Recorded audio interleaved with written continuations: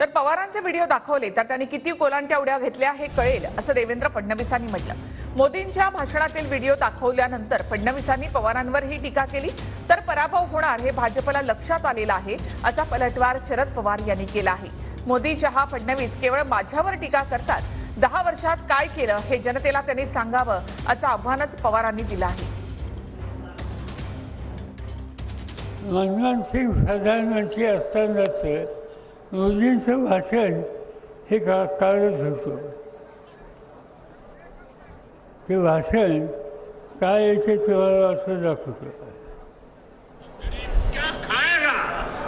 आज प्रधानमंत्री यहाँ आए थे, लेकिन प्रधानमंत्री महंगाई का मां बोलने के लिए तैयार नहीं है, महंगाई का मां बोलने के लिए तैयार नहीं। इनका अहंकार इतना है, महंगाई के लिए एक शब्द बोलने को तैयार नहीं है।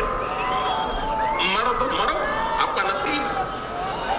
अरे गरीब के घर में चूल्हा नहीं जलता है, बच्चा रात रात रोता है, मां आंसू पी के सोती है, और देश के नेताओं को गरीब की परवाह तक नहीं है। ये गरीबी का हाल कर दिया है। 4 तारीख को वोट करने जाए तो जरा घर में जो गैस सिलेंडर है ना, उसको जरा नमस्कार करके जाइए।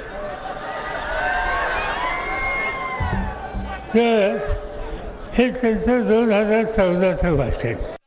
मोदी साहेबांनी सातत्याने आंतरराष्ट्रीय बाजारपेठेचं प्रेशर असताना देखील जेव्हा जेव्हा संधी मिळाली गॅसचे भाव कमी केले आणि आंतरराष्ट्रीय बाजारपेठेत गॅसचे भाव खूप मोठ्या प्रमाणात वाढले, तरी देखील ते स्टेबल ठेवण्याचं काम मोदीजींनी केलं।